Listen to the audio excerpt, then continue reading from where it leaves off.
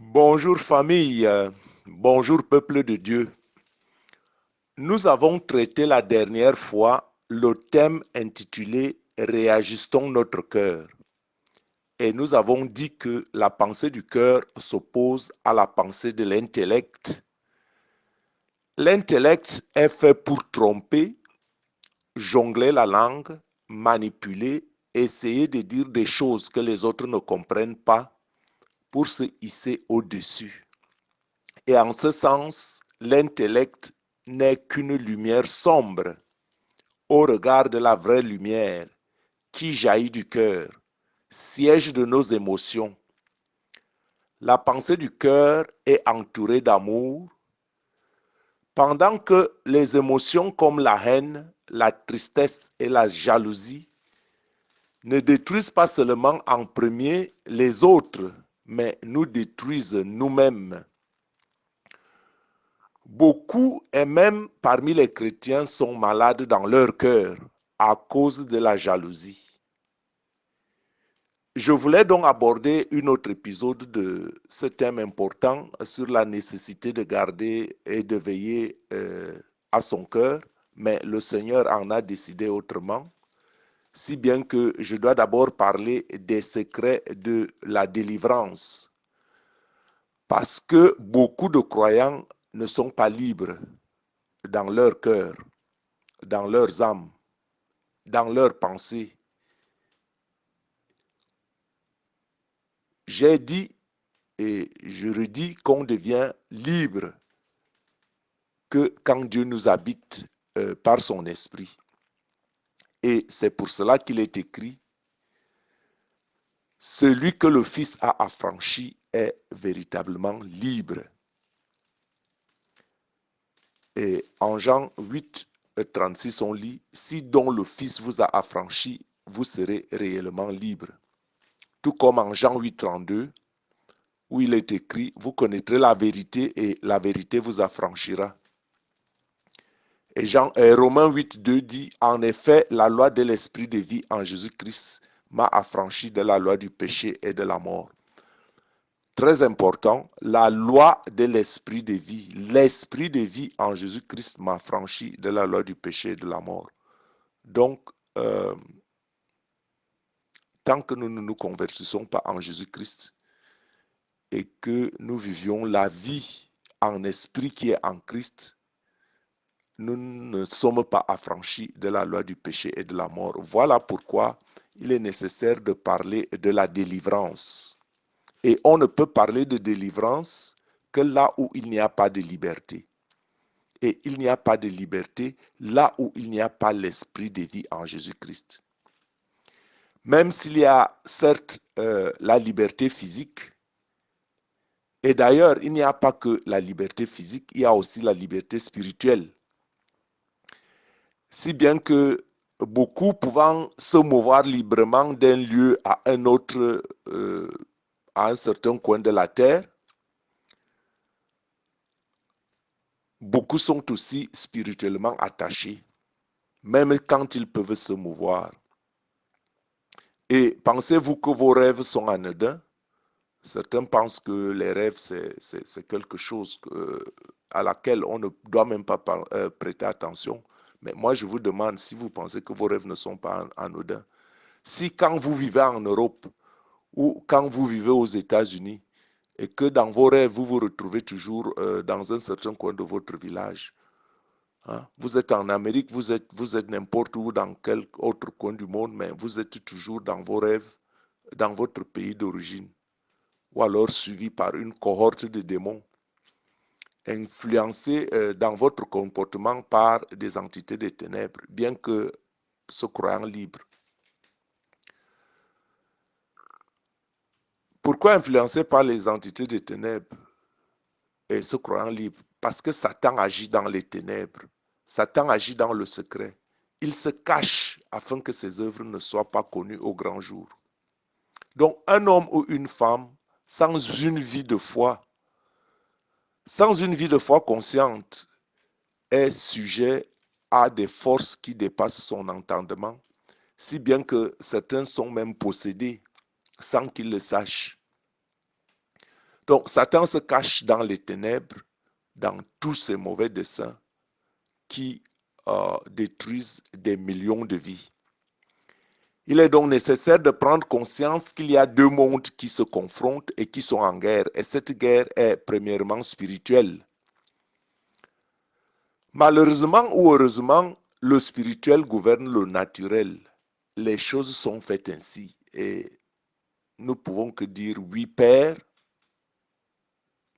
nous te louons de ce que tu as voulu que les choses soient ainsi. Mes frères, mes sœurs, il y a donc la nécessité de la délivrance de l'esclavage du péché, de la délivrance des liens familiaux héréditaires et des attaches des ténèbres qui, pour certains, se manifestent même aussi dans leurs rêves. Il y a beaucoup qui se demandent pourquoi je rêve toujours de telle ou de telle autre chose. Il y a certainement des liens héréditaires parce que les Écritures disent que Dieu couvre de bénédictions les familles de ceux qu'il aime jusqu'à ceux qu'il aime à 1000 générations et que euh, les actes de nos parents peuvent agir sur nous jusqu'à la 4e génération. Donc nous disons à l'Esprit de Dieu de venir nous détacher des liens des ténèbres et des forces occultes qui nous combattent, qui combattent notre destinée. Viens, Esprit de Dieu, Esprit de l'Éternel, viens éclairer les yeux de mon esprit et me faire voir les choses que je ne peux pas voir. Les choses que je ne peux pas connaître sans toi.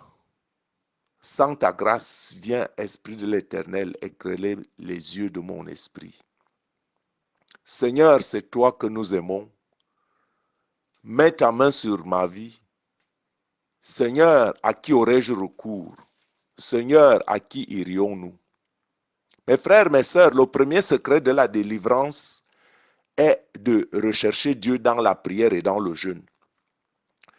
Celui qui ne marche pas ou celui qui ne recherche pas Dieu ou qui ne connaît pas Dieu est récupéré par les ténèbres. Les choses sont ainsi. Et Père, je te loue de ce que tu as voulu que les choses soient ainsi. Et les Écritures disent, et ainsi puisque tu n'es ni chaud ni froid, c'est-à-dire que tu es tiède, je te vomirai de ma bouche, dit le Seigneur. Puisque tu n'es ni chaud ni froid, je te vomirai de ma bouche, dit le Seigneur. Donc mon frère, si Dieu vous vomit, à qui apparteniriez-vous? Ainsi, les Écritures nous disent en Apocalypse 3 au verset 16 que parce que tu crois que tu es libre, enfin, du moins tu es tiède et tu n'es ni froid ni bouillant, je te vomirai de ma bouche.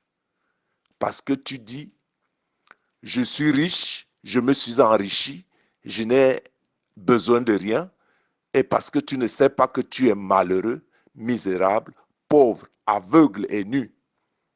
Je te conseille d'acheter de moi de l'or éprouvé par le feu, afin que tu deviennes riche, et des vêtements blancs, afin que tu sois vêtu et que ta honte et ta nudité ne paraissent pas, et un collier pour oindre tes yeux, afin que tu vois. Moi, l'Éternel, je reprends et je châtie tout ce que j'aime. Ainsi donc, répands-toi. Voici, je me tiens à la porte et je frappe. Si quelqu'un entend ma voix et ouvre la porte, j'entrerai chez lui, je souperai avec lui et lui avec moi. Celui qui vaincra, je le ferai asseoir avec moi sur mon trône, comme moi j'ai vaincu et me suis assis avec mon Père sur son trône. Que celui qui a les oreilles entende ce que l'Esprit dit aux sept églises. Vous voyez, ce texte important que nous avions aussi traité en partie la première fois, et cela rejoint ce que le Seigneur nous disait et nous enseignait déjà, et ça rejoint vraiment même aussi en droite ligne ce sujet de la délivrance. Ce texte est tellement important parce que beaucoup de chrétiens sont tièdes. Ils pensent que aller à la messe, ça suffit, assister à une cérémonie de messe, ça suffit, et puis qu'ils se disent, je n'ai tué personne, je n'ai pas volé, je suis un homme bien, je ne fais rien et je rentrerai au ciel. Ça, c'est faux, c'est un mensonge de l'ennemi. Parce que ce genre de chrétien, c'est être tiède. Parce que nous sommes dans le combat, comme je le disais tout à l'heure, il y a deux mondes qui s'affrontent. Et Satan a juré qu'à la fin des temps, il gagnerait plus d'âmes à Dieu. Et Dieu, il demeure Dieu. Il n'a pas à rougir du fait qu'il est Dieu. Il est Dieu parce qu'il est Dieu et il est Dieu parce qu'il est comme il est. Et cela veut dire que Dieu ne va pas changer sa nature à cause de notre faiblesse. C'est nous qui devons lutter pour changer notre faiblesse afin que l'esprit de vie en Jésus-Christ vienne en nous, nous libérer de l'esprit de la malédiction, du péché et de la mort. Voilà pourquoi nous ne devons nous ne devons pas rester tièdes. Nous ne devons pas rester froids non plus. Nous devons être bouillants. Et qui est bouillant, c'est ce que veut dire bouillant, c'est-à-dire être actif, combattre dans la foi. Et celui qui ne fait rien, je dis d'avance, celui-là est perdant. Et alors, vous voyez que la Bible nous recommande ici d'avoir un vêtement blanc.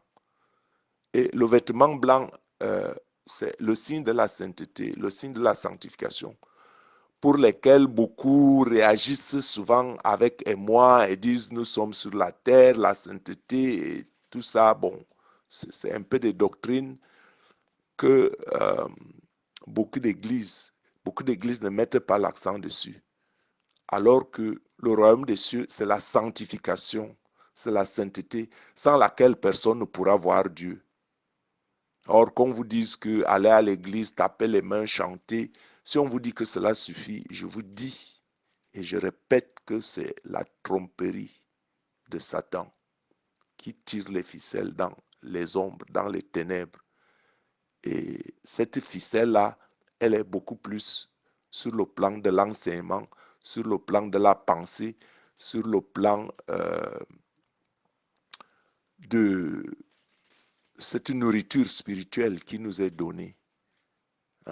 Un enfant mal nourri sera atteint de kwashiorkor. Donc, c'est clair que celui qui est mal nourri spirituellement ne peut pas atteindre les buts pour lesquels Dieu nous a envoyés sur terre. Donc, le vêtement blanc, c'est le vêtement de la sainteté, sans laquelle personne ne verra Dieu. L'autre deuxième chose est que si nous sommes nus, c'est parce que Satan nous a dépouillés. Satan nous dépouille de ce qui est de Dieu. Voilà pourquoi nous sommes nus. Et les gens pensent que cette nudité-là concerne les habits physiques. Voilà pourquoi vous voyez les gens mettre des habits de stars, bariolés d'or et de tout ça. Ce n'est pas de ça qu'il s'agit. Il s'agit ici d'un habit spirituel. Quand on n'a pas l'Esprit de Dieu, on est nu spirituellement parlant. Et voilà pourquoi ce texte de l'Apocalypse nous demande de nous acheter de l'or éprouvé par le feu. L'or éprouvé par le feu ici, c'est ce caractère de sainteté quand nous nous serons dépouillés de tout ce qui déplaît à Dieu. Ce n'est pas une chose facile. Se renoncer à soi-même, ce n'est pas une chose facile. On passe par un feu, on lutte par soi-même. Quand les autres s'en vont au discours, toi tu te mets à la prière, je dis que ça fait quelque chose. Quand les autres vont voir les idoles, toi tu vas louer Dieu, ça fait quelque chose.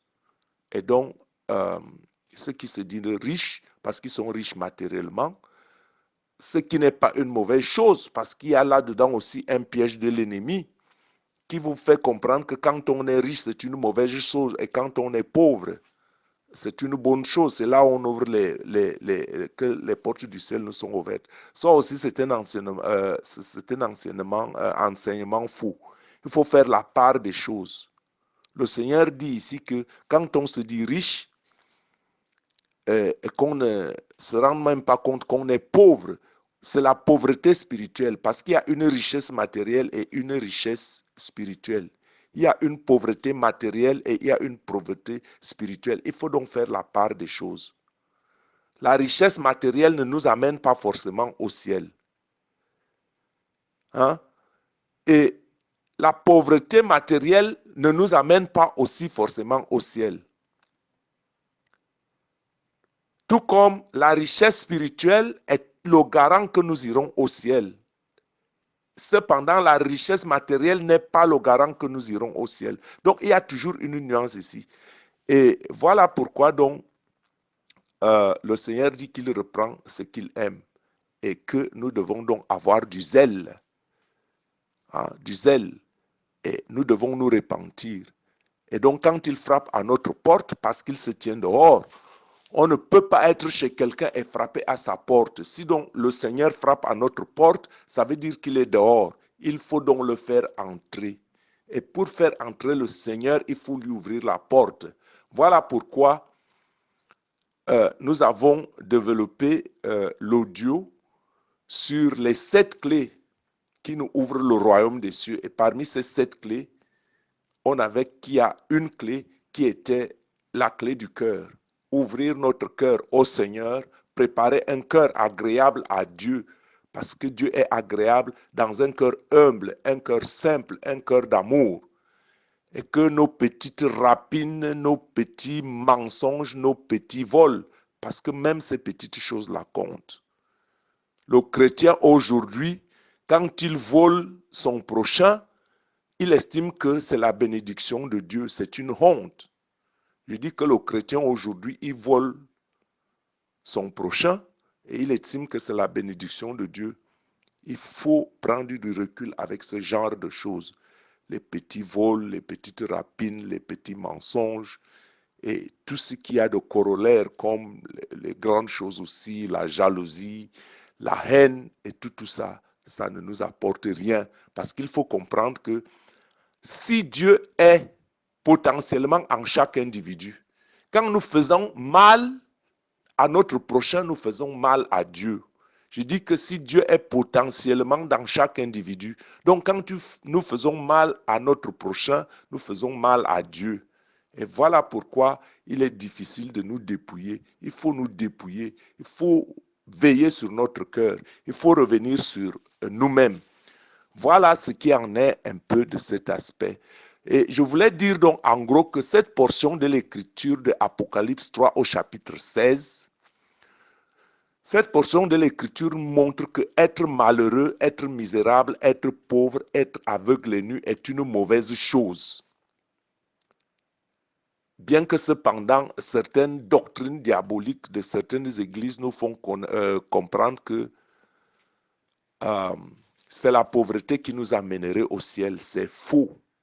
La pauvreté n'est pas le gage que nous gagnerons le royaume des cieux. C'est seule la sainteté et la sanctification qui sont le gage que nous appartenons à Dieu et que nous irons au ciel. Voilà pourquoi il faut nous dépouiller. Voilà pourquoi il faut rechercher la sainteté. Voilà pourquoi il faut rechercher la justice. Car le royaume des cieux, ce n'est pas le manger et le boire, mais c'est la justice, la paix, la joie dans l'Esprit Saint. Donc, Seigneur, délivre-moi des faux enseignements. Dis, Seigneur, délivre-moi des faux enseignements. Seigneur, fais-moi aimer ta parole. Seigneur, fais-moi aimer ta lumière. Ta lumière. Fais-moi aimer ta lumière. Seigneur, et fais-moi demeurer dans ta lumière au nom de Jésus. Comme il est écrit au Psaume 119, verset 104. Par tes ordonnances, je deviens intelligent. Aussi, je hais toute voie de mensonge. Ta parole est une lampe à mes pieds et une lumière sur mon sentier. je jure et je tiendrai d'observer les lois de ta justice. Donc, mes frères et sœurs, comment peut-on donc rechercher Dieu qu'on ne voit pas? Les Écritures nous donnent une réponse claire. Nous recherchons Dieu dans la foi. Dieu que nous ne voyons pas, nous ne pouvons le rechercher que dans la foi. Et voilà pourquoi le Seigneur nous donne le plus grand commandement. Aime Dieu de tout ton cœur, de toutes tes forces, de toute ta pensée et aime ton prochain comme toi-même. Donc nous recherchons Dieu dans la foi, Dieu que nous ne voyons pas. Et sur le plan physique, nous devons donc aimer notre prochain comme signe d'amour, comme signe de rechercher Dieu que nous ne voyons pas. Je dis donc que les Écritures nous donnent une réponse claire, que nous pouvons rechercher Dieu que dans la foi. Et voilà donc la deuxième clé. La foi est le deuxième secret donc de la délivrance. Parce que sans la foi, il n'est pas possible de plaire à Dieu.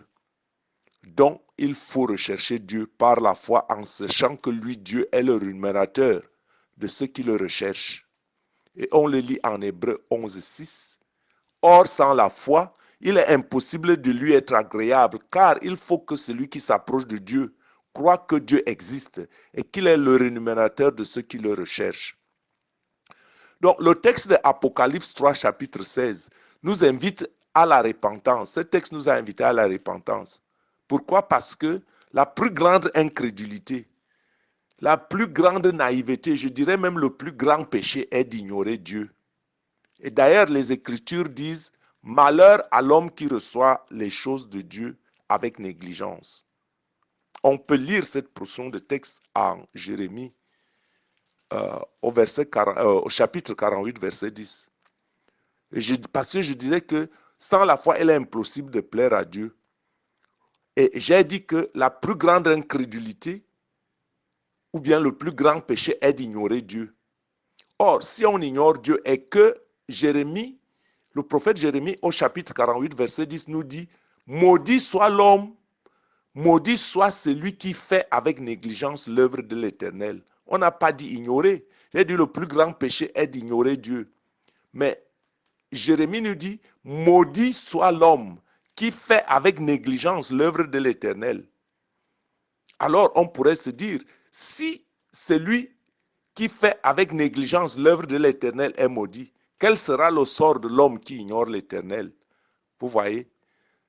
Donc, mes frères, mes sœurs, la foi, avoir la foi, est une chose primordiale pour tout individu. Et beaucoup ont la foi, mais ils ont la foi en quoi, en qui? Voilà le grand problème. Parce qu'il y a aussi des grands hommes qui ne croient pas en Dieu, qui ont foi en quelque chose. Mais la foi, c'est la foi en Dieu, le seul vrai Dieu. Il y a 1001 religions, mais il y a un seul Dieu, le seul vrai. Et nous ne prions pas tous le même Dieu. Et le seul vrai Dieu, c'est Jésus-Christ, que Dieu nous a envoyé, qui a fait couler son sang pour que nous soyons lavés de nos péchés, puisque la condition primordiale pour aller au ciel, c'est la sainteté et la sanctification. Et voilà pourquoi Dieu a ouvert la brèche, parce que par nous-mêmes, nous ne pouvions plus y parvenir après la chute d'Adam et Ève.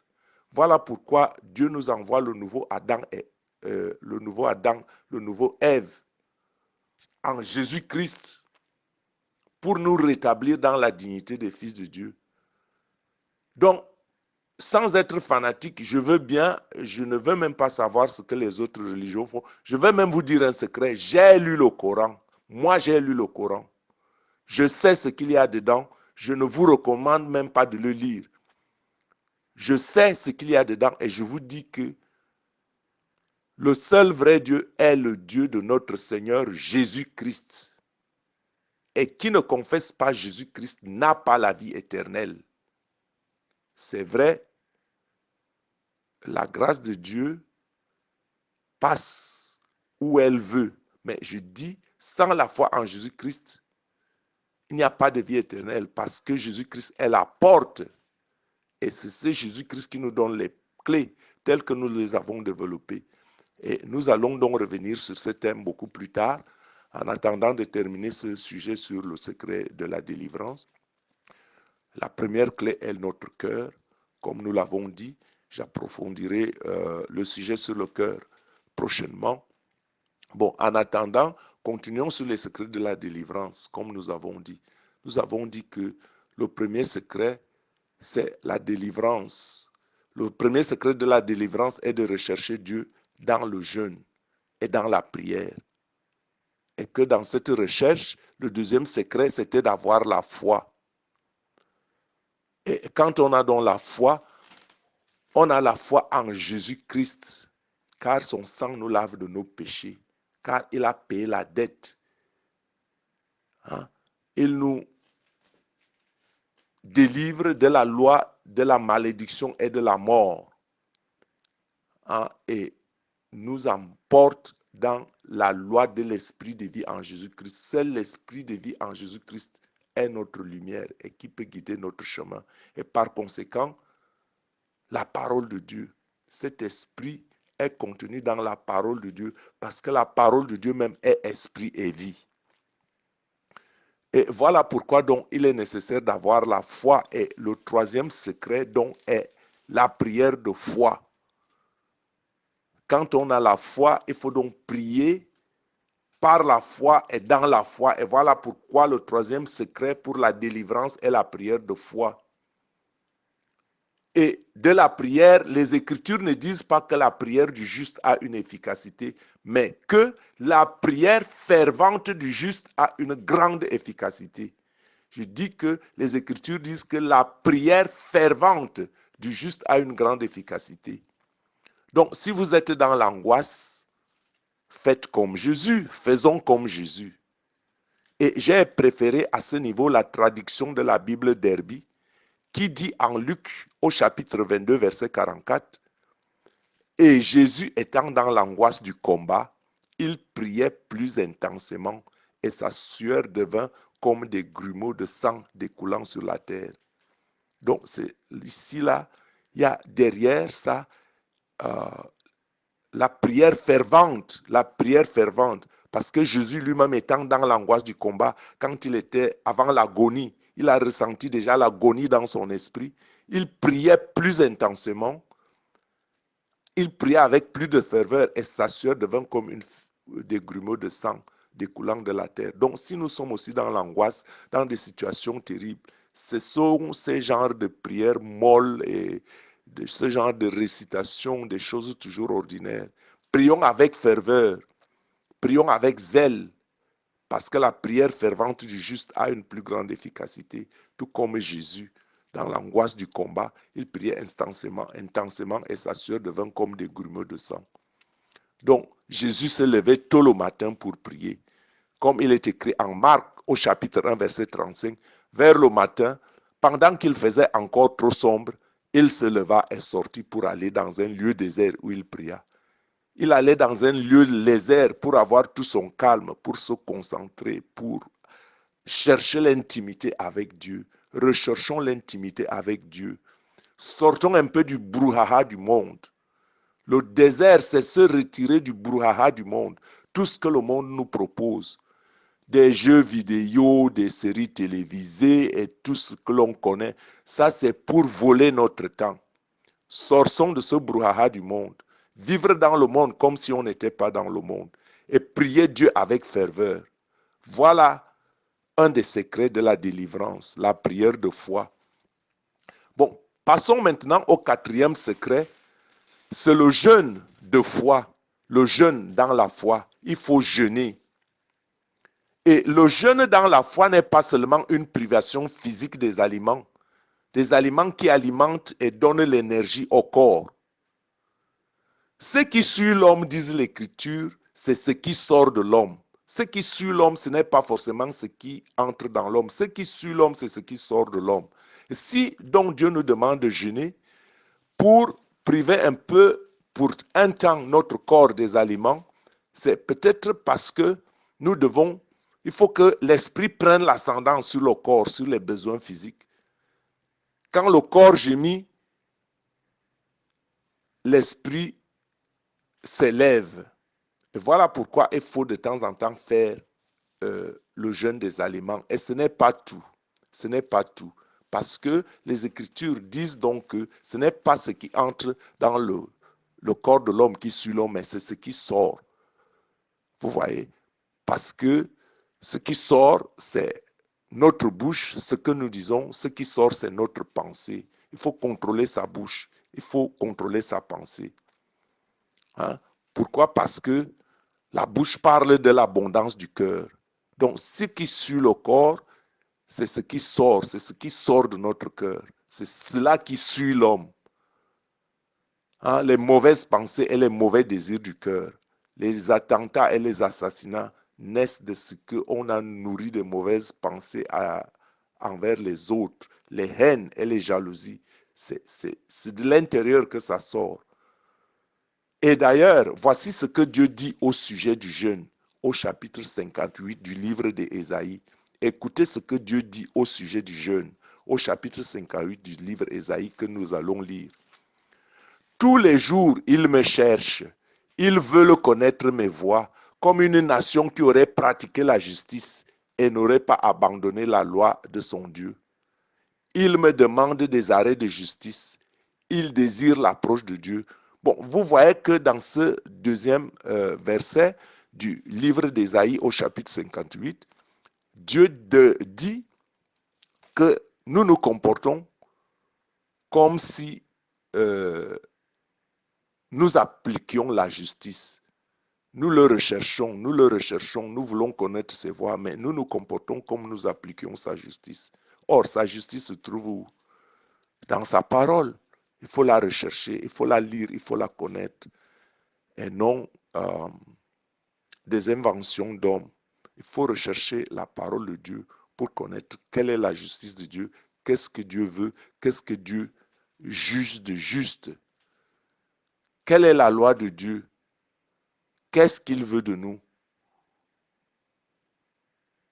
Bon, donc, je continue au verset 3 de ce chapitre de Ésaïe 58.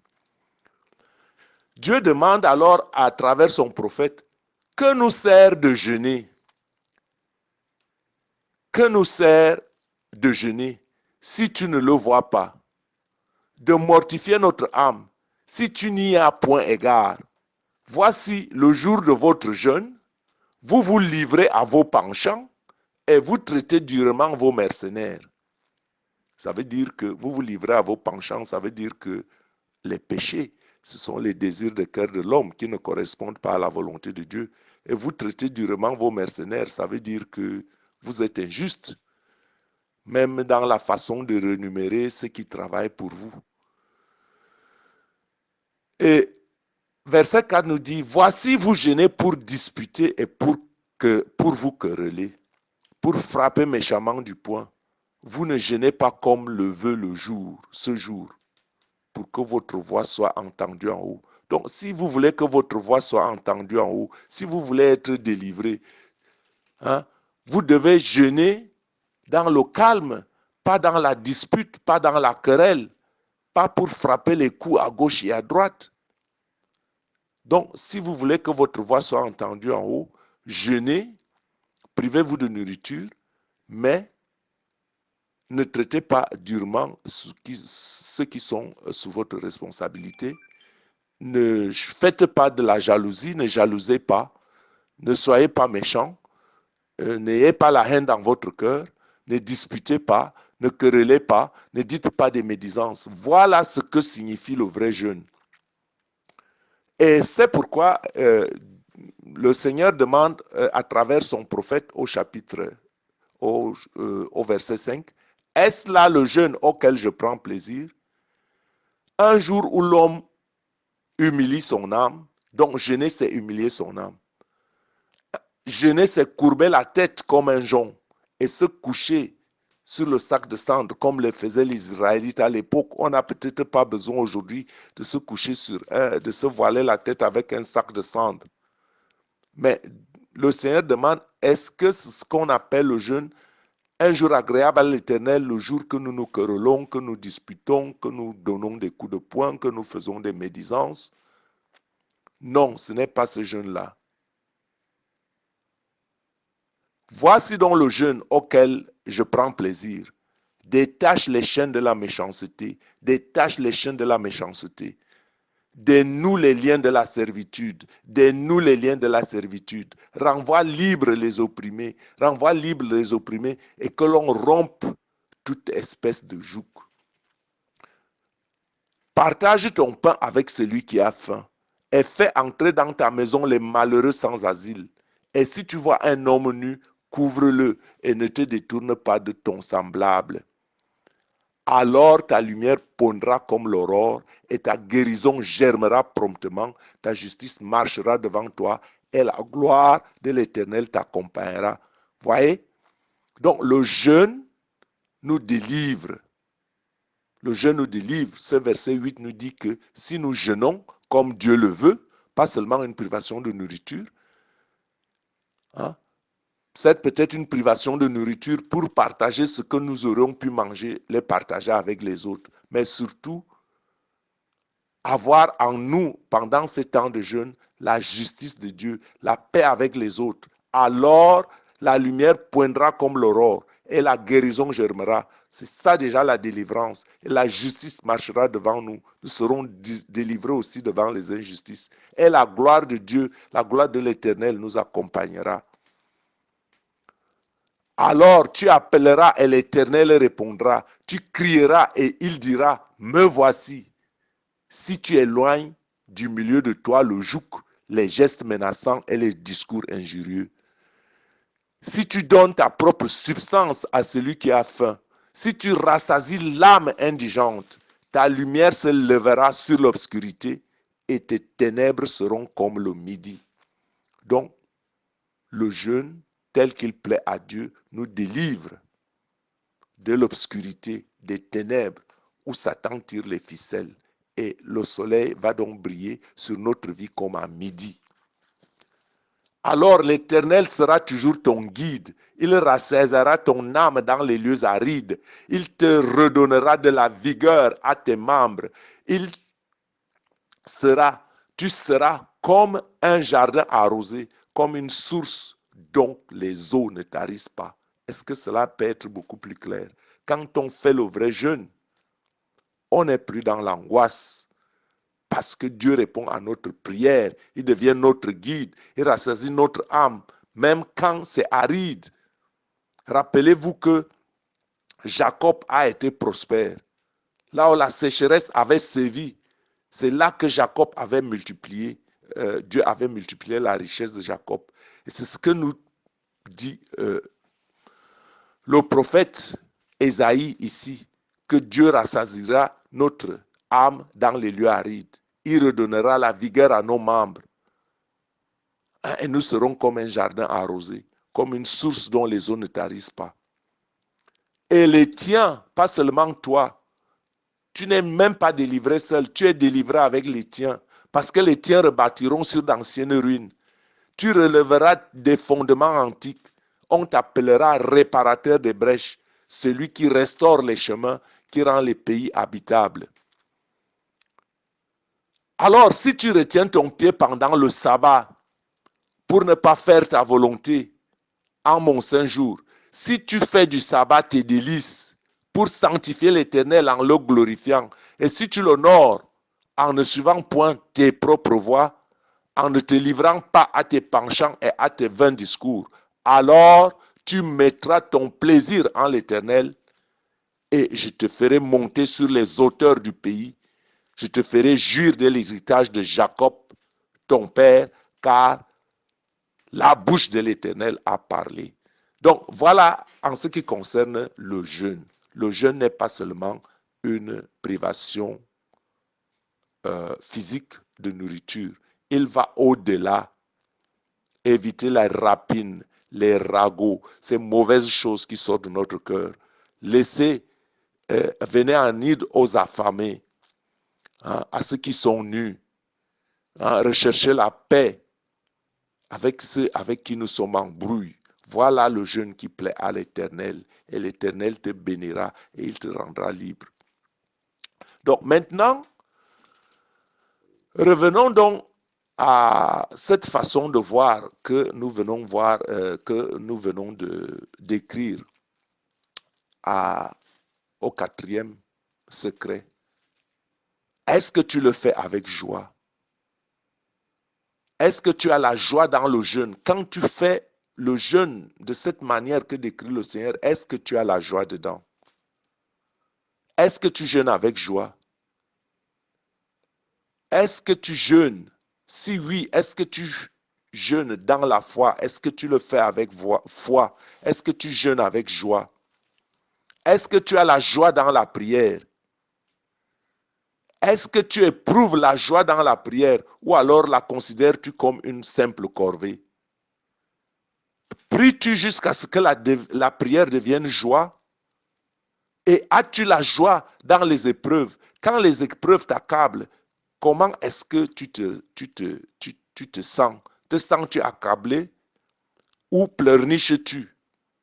Ou vas-tu cesser de pleurnicher? Donc le cinquième secret, c'est la joie. La joie dans les épreuves, la joie dans la prière, la joie dans le jeûne. Je ne dis pas d'aimer les épreuves, mais de garder sa joie, parce que la joie et la paix sont un don de l'esprit. Je répète que la joie et la paix ne dépendent pas des circonstances, mais c'est un don de l'esprit. Et un don est un don. Tiens, prends.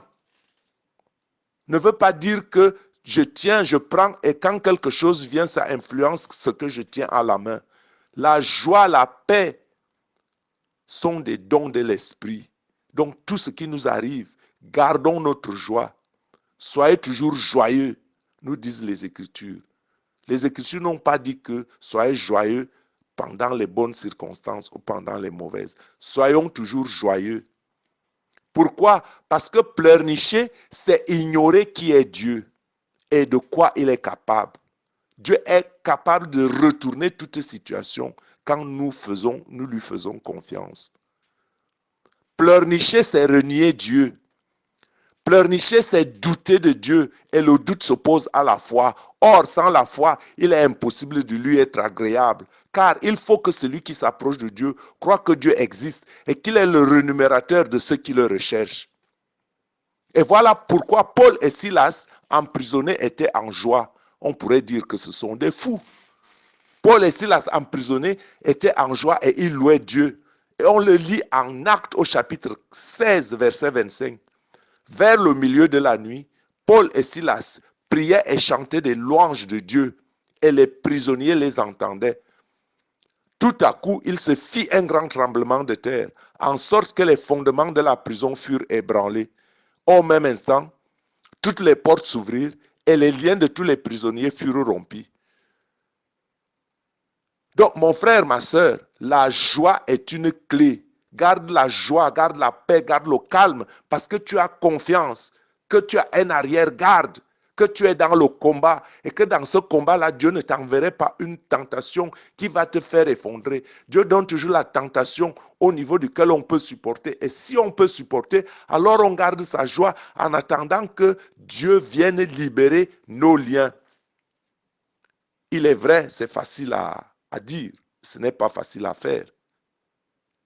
Parce que je dois tout de même dire que certains cas nécessitent l'imposition des mains. Certains cas de délivrance nécessitent l'imposition des mains et la prière d'un homme ou un. Seulement, ta collaboration est primordiale. Il faut croire, car Jésus dit à Marie, ne t'ai-je pas dit que si tu crois, tu verras la gloire de Dieu? Pendant que Marie se lamentait, oh Jésus, si tu étais là, mon frère ne serait pas mort. Jésus lui dit, ne t'ai-je pas dit que si tu as foi, tu verras la gloire de Dieu? Alors il dit, montrez-moi où on l'a mis. Il dit, Seigneur, Seigneur, ça fait 4 jours, il pourrit déjà, il sent déjà. Ne t'ai-je pas dit que si tu as la foi, tu verras la gloire de Dieu? Roulez la pierre. Lazare, sors! Lazare est sorti vivant. Parce que ce cas nécessitait que le nom de Dieu soit glorifié. Est-ce que ce qui t'arrive ne témoigne pas que Dieu veut se glorifier à travers toi? Pourquoi tu te mets à pleurnicher au lieu de te mettre dans la prière? Prier, rechercher Dieu. Par ces petits secrets, je pense pouvoir t'aider dans ce que tu es en train de vivre. Sois béni, mon frère. Sois délivré de toutes tes angoisses. Au nom tout puissant de Jésus-Christ, qui nous donne le pouvoir de marcher sur les serpents et sur les scorpions et sur toute la puissance de l'ennemi. Quel que soit le problème qui t'ennuie, je te le donne. Je leur donne au nom tout puissant de Jésus-Christ. Que les forces du mal qui t'attristent, qu'ils te quittent au nom de Jésus. Au son de ma parole, tout genou fléchira. Au nom tout puissant de Jésus-Christ. Que tous les esprits qui t'angoissent, si tu entends le son de ma voix, qu'ils te quittent au nom tout puissant de Jésus-Christ. Amen, sois béni.